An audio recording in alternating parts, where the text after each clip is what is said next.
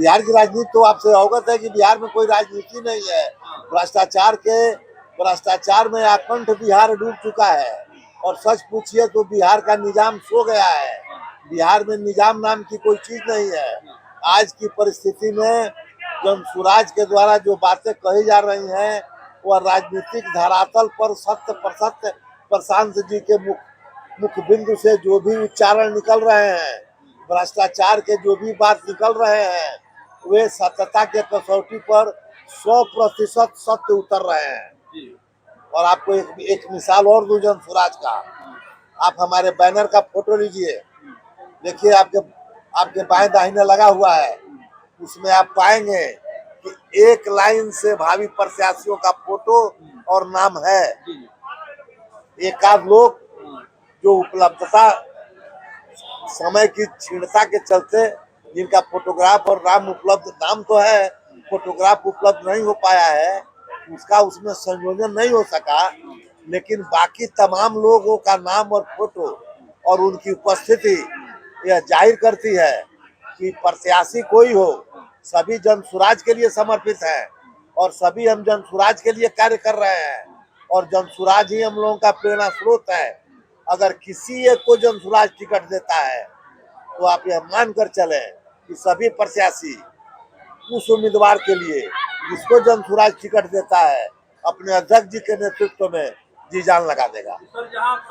जो प्रत्याशी अपने आप को काबिल नहीं समझते हैं और अब तक जन सुराज की दौड़ में दौड़ चुके हैं, उनसे अब भी आग्रह है कि अगर वे वापस लौटना चाहते हैं तो अपने घर को लौट जाएं।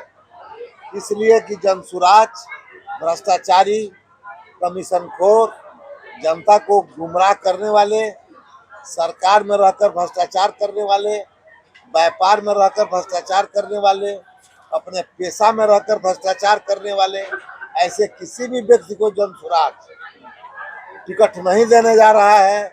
जिन पर जनता के द्वारा कहीं न कहीं भ्रष्टाचार का आरोप लगाया जा रहा है, चाहे वह कितने बड़े धन कुबेर हों, कितने बड़े राजनीतिक प्रभाव रखते हों, कितने भी बड़े सामाजिक प्रभाव रखते हों। इसके साथ ही उन्होंने यह भी कहा कि मैं केवल समाज के काबिल उन लोगों को टिकट देना चाहता हूं जो भ्रष्टाचार मुक्त हो। और उन्होंने यह भी कहा कि 200 ऐसे लोगों को टिकट मिलेगा जिन्होंने कभी निर्वाचन में भाग नहीं लिया है, जनता के समक्ष निर्वाचित नहीं हुए हैं और निर्वाचन के लिए कभी जनता के सामने नहीं गए हैं। इसलिए काबिल लोगों के आने की आप लोग प्रत्याशा करें। अगर कोई नाकाबिल, अगर कोई भ्रष्टाचारी, कमीशनखोर अगर आप लोगों के नजर में या जनता के नजर में आ जाता है, टिकट पाने में सक्षम हो जाता है, तो उसको भी उन्होंने अपील किया कि आप ऐसे लोगों को वोट मत दें। मैं आपको बताता हूँ, मैं जब क्षेत्र के भ्रमण में था, लगातार 5-6 दिनों तक इस बदलाव सभा के लिए मैं भ्रमण में था। हमारे अध्यक्ष जी रहे, हमारे पूर्व अध्यक्ष रहे, हमारे महामंत्री रहे। आप सभी लोगों ने पाया कि जन सुराज के प्रति लोगों की बड़ी अच्छी बलवती प्रबल इच्छा है। लोग बदलाव चाहते हैं। जहां माले का गढ़ है, जहां माले के लोग हैं, जहां माले को मत मिला है, वहां हमारे नौजवान एक साथ खड़ा हुए और उन नौजवानों का कहना है कि हम लोग जन सुराज का स्वागत करते हैं। जन सुराज आवे, बदलाव लावे और जन सुराज का शासन हो। और जन सुराज जो कह रहा है, क्या यह कर पाएगा? लोगों का यह प्रश्न है कि जन सुराज जो कह रहा है क्या यह कर पाएगा?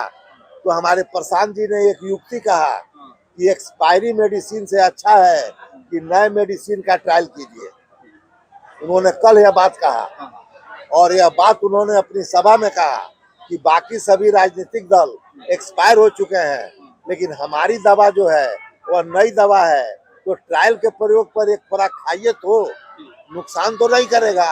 एक बार मौका तो दीजिए हमारे संगठन को, हमारे उम्मीदवार को, हमारे लोग को मौका दीजिए। और मौका देकर आप देख लीजिए, अगर हम भी एक्सपायरी दवा की तरह है तो हमने तो संविधान ही बना दिया है, राइट टू रिकॉल।